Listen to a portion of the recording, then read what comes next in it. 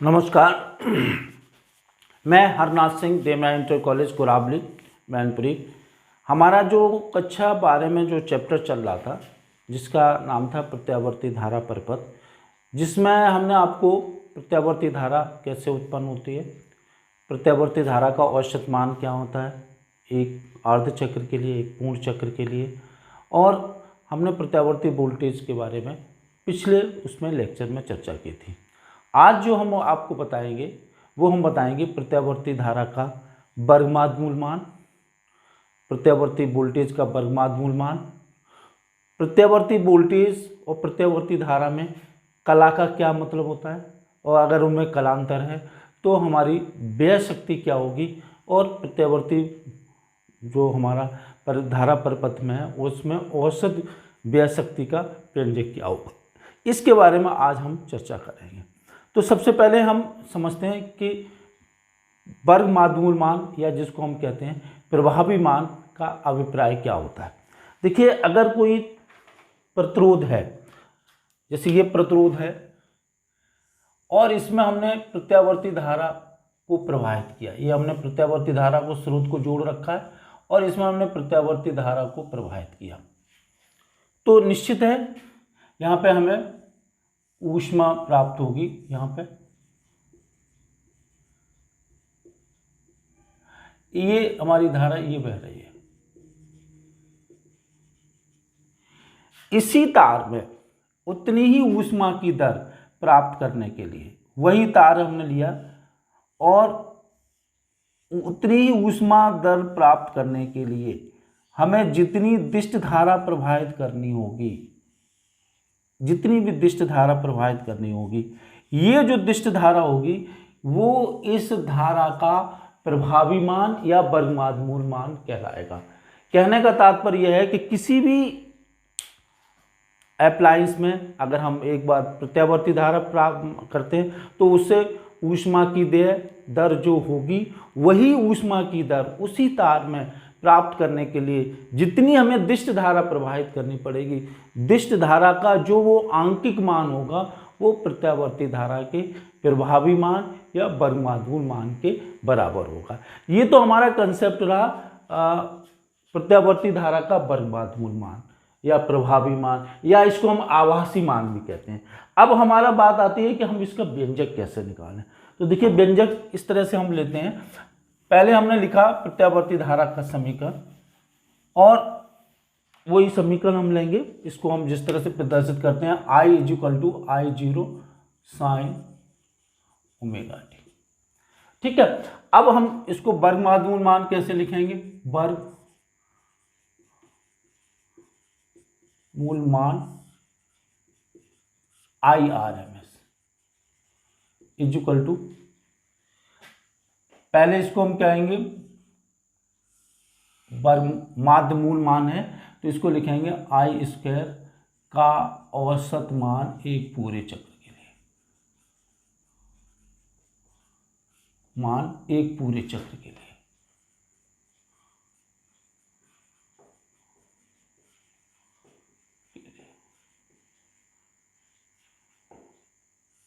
औसत मान, फिर हम इसका क्या करेंगे, इसका मान रख देंगे, ये मान आएगा I0²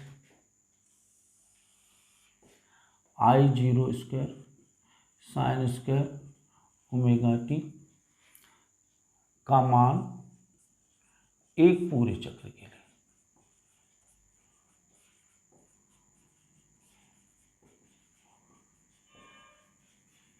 लिए। तो इसको ये बाहर निकाल लेंगे, I0 √ sin² ओमेगा टी का औसत मान एक पूरे चक्र के लिए।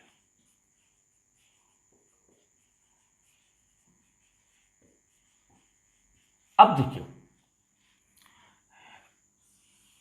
हमें ये पता है कि हम sin² ओमेगा टी को हम क्या लिख सकते हैं। देखिए, ये हम बताना चाहते हैं cos 2θ = 1 - sin² थीटा, ये 1 - 2 sin² थीटा। तो sin² थीटा = हो जाएगा 1/2 - 1/2 कॉस 2 थीटा। और अगर हम ये लिखें साइन स्क्वायर ओमेगा टी बराबर 1/2 माइनस 1/2 कॉस 2 ओमेगा टी, ये चीज़ हो जाएगी। अब देखिए एक पूरे चक्र के लिए ये मान तो 0 हो जाएगा, तो कहने का मतलब है इसको हम ऐसे लिखें साइन स्क्वायर ओमेगा टी बराबर 1/2, और ये मान इसके बराबर ही होता है कॉस स्क्वायर ओमेगा टी के एक पूरे चक्र के औसत मान के बराबर। उसका मान भी 1/2 होता है, इसका भी मान 1/2 होता है। दूसरा अगर हम इसको लिखें केवल साइन ओमेगा टी, इसका मान कॉस ओमेगा टी एक पूरे चक्र के लिए इसका मान 0 होता है। अगर यहाँ पर डबल इस तरह से है sine 2 omega t cos 2 omega t, इसका एक पूरे चक्र के लिए औसत मान 0 होता है।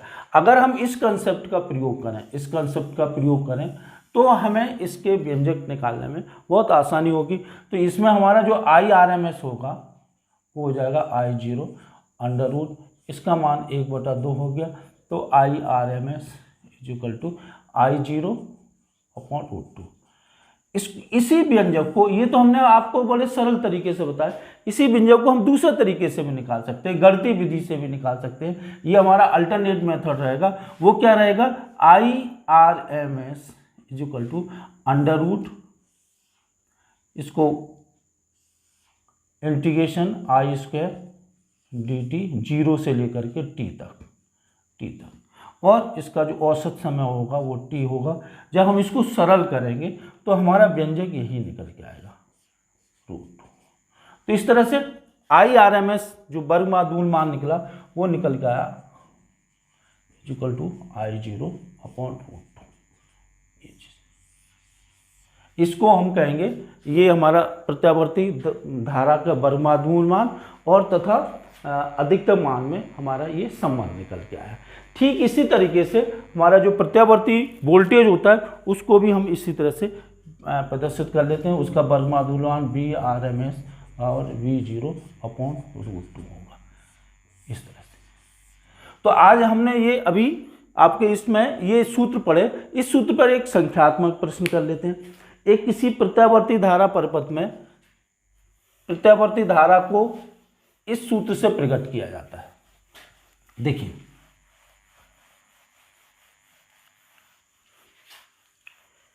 इस तरह से, ये इस तरह से I =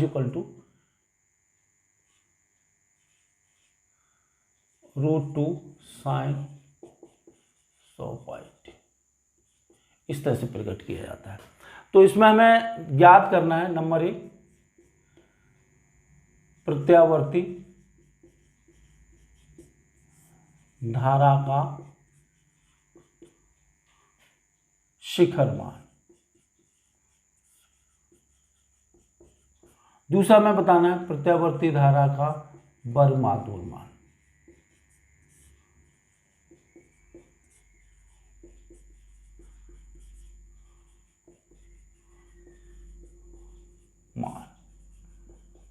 और तीसरा हमें निकालना है आवृत्ति।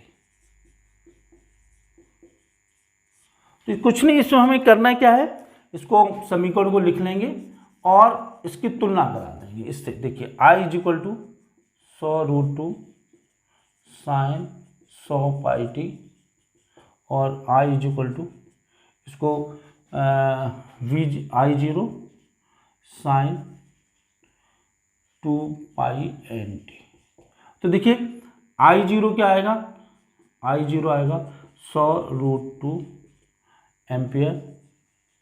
ये हमारा कहलाएगा शिखर मान, पहला पार्ट। दूसरा पार्ट होगा वर्गमूल मान IRMS = I0 अपॉन √2। तो ये हो गया 100√2 अपॉन √2, तो ये हो गया 100 एम्पियर। और तीसरा जो मान होगा, ये आवृत्ति निकालनी है, तो ये हो जाएगा 2πnt बराबर 100πt। तो t से t कैंसिल हो गया, 2 से पाई कैंसिल हो गया, और n बराबर 50 हर्ट्ज। तो देखिए एक चीज़ और हम बता दें, घरों में जो हमारी सप्लाई होती है ये कहा जाता है 220 वोल्टेज आ रहा है, तो वो जो 220 वोल्टेज होता है वो वोल्टेज का वर्गमात मूल मान होता है। और जो हमारे उपकरण होते हैं जिनसे हम वैद्युत धारा नापते हैं, वो हमारे उपकरण वर्गमात मूल मान को नापते हैं, न कि शिखर मान को। तो चलिए अब हम थोड़ा सी कला और कलांतर के बीच बात कर लेते हैं। वोल्टेज, प्रत्यावर्ती वोल्टेज और प्रत्यावर्ती धारा में कला और कलांतर। तो देखिए, अगर हमने समीकरण को इस तरह से प्रकट किया है, इस तरह से प्रकट किया है, I equal to I0 sine omega t और V equal to V0 sine omega t. तो इसमें ये जो राशि होगी ये कला कहलाती है। तो इसकी जो कला होगी y1 हमने ले लेते हैं, ये इसकी कला होगी। इसकी जो कला होगी वो होगी ओमेगा टी। इनमें कलांतर जो होगा वो शून्य होगा। इसका मतलब ये है कि ये दोनों साथ साथ कम ज़्यादा होंगे। अगर हम यहाँ पे ग्राफ प्लॉट करें, इसमें V और I लिया, तो ये तो हो गई हमारी धारा, इसको हम लेंगे धारा, और ये होगा हमारा वोल्टेज। जब धारा, ये वोल्टेज है, जब धारा शून्य है तो वोल्टेज भी शून्य है, और जब धारा अधिकतम है तो वोल्टेज भी अधिकतम है। तो ये कहेंगे कि वोल्टेज और धारा यहाँ पे समान कलाम होगी। अब हम एक दूसरा समीकरण लेते हैं। अगर इस तरह की स्थिति है तो क्या मतलब है, I equal to I0 sine omega t plus pi by, मैं इसको साइन ओमेगा टी लेते हैं और इसको ले लेते हैं V equal to V0 sine omega t plus pi by t. तो देखिए, इसमें यहाँ पे कला ओमेगा 2 है और यहाँ पे omega t plus pi by 2 है। तो यहाँ पे जो कलांतर होगा वो पाई बाई 2 का होगा कलांतर। अगर हम जब ग्राफ प्लॉट करेंगे तो इस तरह की स्थिति बनेगी। ये देखिए, इस तरह की स्थिति बनेगी, इसमें V और I इस तरह से, ये तो हो गई हमारी धारा और ये हो गया वोल्टेज, ये वोल्टेज, ये धारा और T। इसमें क्या होगा, इसमें जो वोल्टेज होगा वो धारा से 90 अंश कला से अग्रगामी होगा। अगर हम फेज डायग्राम बनाएं तो यहाँ पे हमारा ऐसे बनेगा V और यहीं पे इस तरह से I, यहाँ पे बनेगा I और यहाँ पे V इधर तरफ से होगा, ये 90 अंश। इसी तरह से अगर पीछे होता तो वो हमारा पश्चिमगामी कहलाता है। इस तरह से हम प्रदर्शित कर सकते हैं। Third, I equal to I0 sine omega t और V equal to V0 sine omega t minus pi by 2। तो इसमें क्या होगा, इसमें कलांतर भी पाई बाई 2 का होगा, पाई बाई 2। लेकिन इसमें जो वोल्टेज वो होगा वो फाई कला से पश्चिमगामी होगा। इसको फेज डायग्राम अगर हम बनाएं तो इस तरह से होगा I और ये वोल्टेज हमारा नीचे होगा, नीचे से। अगर हमारा समीकरण इस टाइप से आता है, इस टाइप से I इक्वल टू इस तरह से है I0 साइन ओमेगा टी और V equal to V0 sine omega t plus 5। तो इसमें क्या होगा, कलांतर फाई होगा, फाई, और वोल्टेज होगा वो फाई कला से अग्रगामी होगा। अगर आप इसको ग्राफ से प्रदर्शित करना चाहें तो इस तरह से ग्राफ आएगा, इस तरह से। ये हो गया धारा इस तरह से, और ये वोल्टेज हो गया ऐसे, इस तरह से वोल्टेज हो गया, ये वोल्टेज V और I। तो ये हमने कला और कलांतर के हिसाब से हमने आपको वोल्टेज और धारा में अंतर बता दिया। अब हम इसी के साथ साथ हम इसमें ये बताना चाह रहे हैं कि अगर किसी परिपथ में धारा बह रही है, उसमें वोल्टेज लगा हुआ है, तो एक पूरे चक्र के लिए औसत व्यय शक्ति क्या होगी। तो अब मैं औसत व्यय शक्ति के लिए आपके सामने व्यंजक निकाल रहा हूँ, जिसमें मैंने धारा और वोल्टेज को जिन समीकरणों से प्रदर्शित किया है वो समीकरण हमारे इस तरह से हैं। किसी परपथ में समीकरण है I = 0 sin omega t, voltage उसमें लगा हुआ है V0 sin omega t plus phi, जहाँ पे फाई क्या है, कलांतर, फाई कलांतर। तो किसी क्षण उसमें जो व्यय शक्ति होगी उसका मान जो होगा, जिसको हम तात्कालिक शक्ति बोलेंगे, P बराबर V इंटू आई, P बराबर V0 sine omega t plus five into I0 sine omega t. तो P = V0 I0 sine omega t plus five into sine omega T. अब देखिए, अब हम इसमें इसके एक पूरे चक्र के लिए औसत मान निकालना चाहते हैं। एक पूरे चक्र के लिए औसत मान,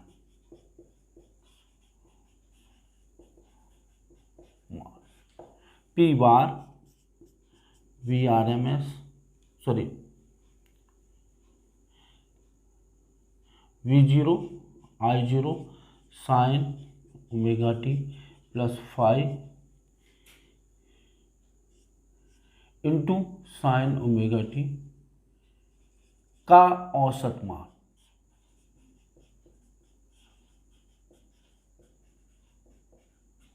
इसमें इसको आप बाहर निकाल लीजिए, V0 I0, ये sine omega t into cos phi plus cos omega t into sine phi into sine omega t का औसत मान।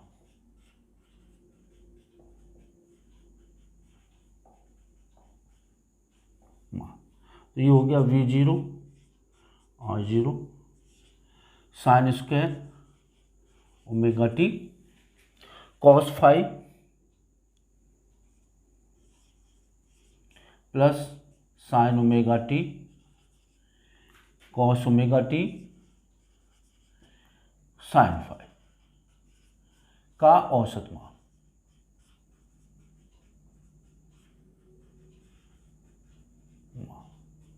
अब देखिए, V0 I0 sine square omega T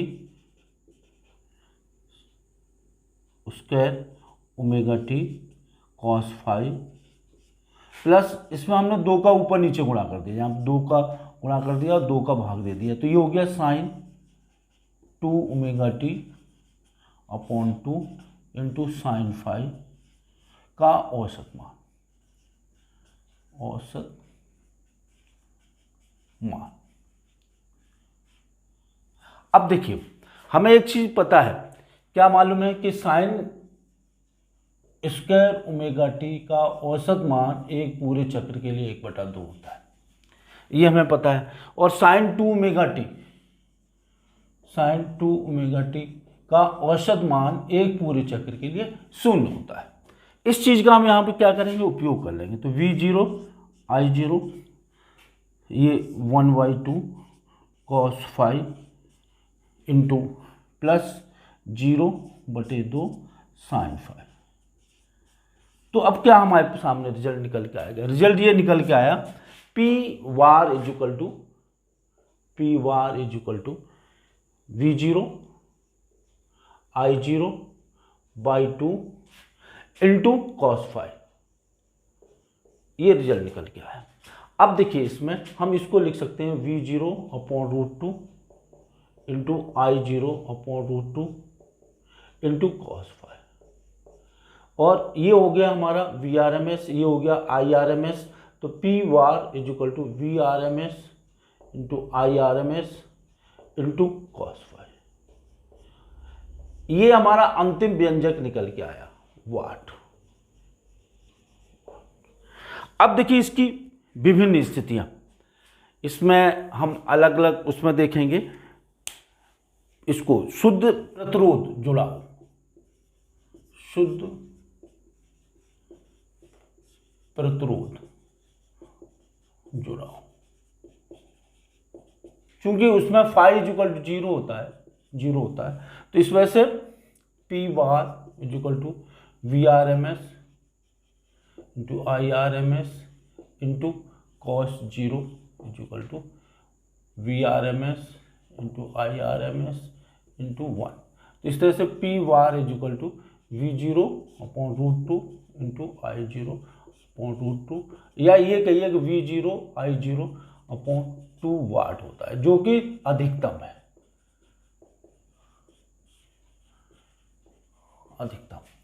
इसी तरह से दूसरा, जब शुद्ध प्रेरकत्व जुड़ाव, शुद्ध प्रेरकत्व जुड़ाव, उसमें हमारा फाई होता है 90, कालांतर 90 होता है। तो P bar equal to V R M S into I R M S into cos 90 equal to zero, क्योंकि कॉस 90 का मान जीरो होता है। तो इसमें व्यय शक्ति जब जीरो हो जाएगी तो परपथ में बहने वाली धारा को हम वाटहीन धारा कहेंगे। जो हमारी धारा बहेगी उसको हम कहलाएंगे वाटहीन धारा।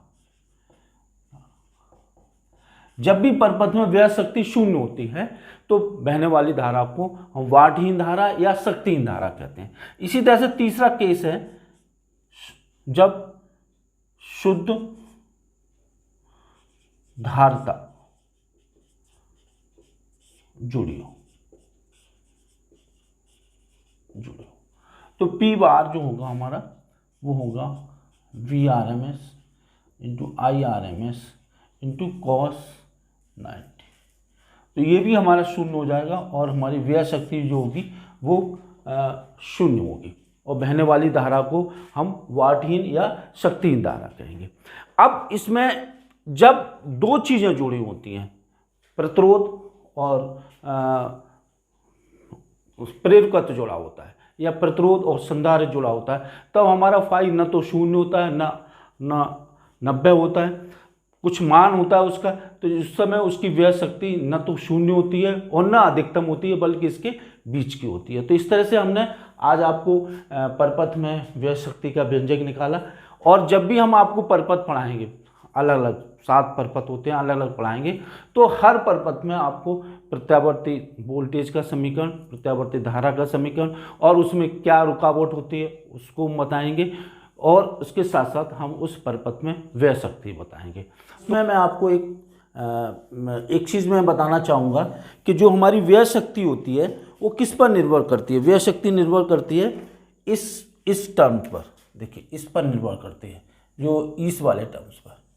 क्योंकि हमने सूत्र क्या लिख रखा था, सूत्र लिख रखा था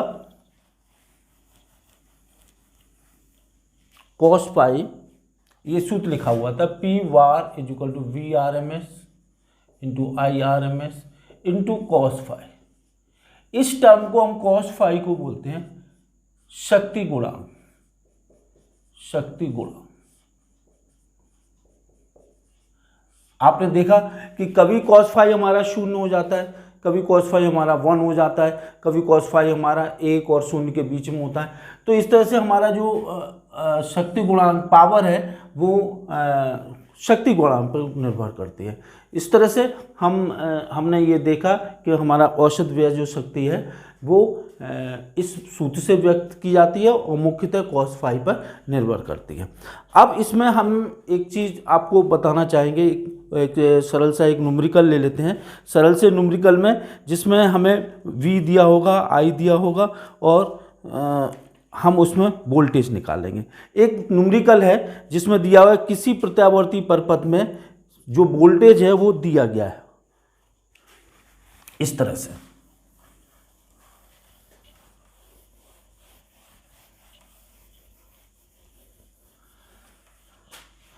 वोल्टेज दिया है V equal to 200 sine 300 pi t, 300 t volt. ये दिया गया है। और साथ ही इसमें दिया है बहने वाली परपथ में प्रतिरोध R दिया हुआ है 40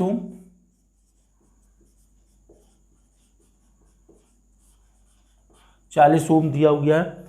और इसमें हमें औसत व्यय शक्ति ज्ञात करनी है।